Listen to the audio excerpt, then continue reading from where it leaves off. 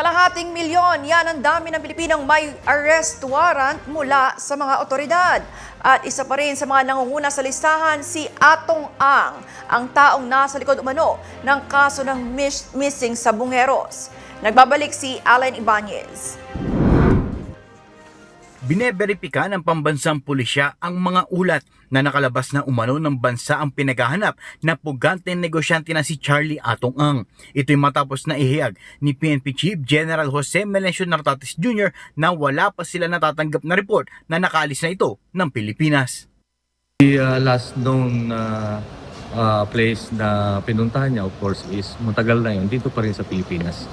And if there were reports that he pled already leaving our country, we are verifying that. Sa kabila ng mga ulat, naniniwala ang PNP chief na nasa bansa pa rin nagtatago ang negosyanteng pugante kasabay ng patuloy na pagtugis ng iba't ibang law enforcement agency laban dito.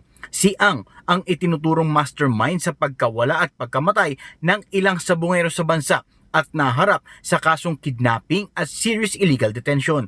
Mula nang maglabas ang korte ng warrant of arrest kaugnay ng mga nawawalang sabungero, hindi na ito mahanap simula noon. Matatandaan na huling nakita ang pugante negosyante noong Mayo sa Cavite, kung saan nagsagawa ng malaking operasyon ng CIDG upang matuntun si Ang, ngunit bigo itong mahuli. Bukod kay Ang, mayroon pang tinatayang 500,000 na katao ang may warrant of arrest na pinaghahanap ng PNP, kasama na ang iba pang law enforcement agencies. Information nakalagay sa ating series, there are about 500,000.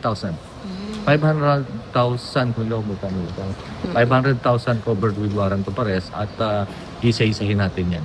The number one, siyempre of course, napakatagalan nito. Meron yung iba, wala na.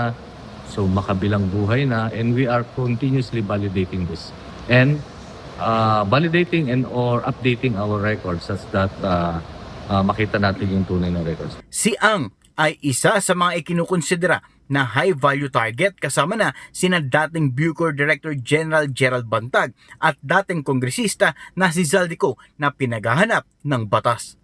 Mula sa Kampo Krame, ako si Alan Ibanez Segulat para sa DATV News.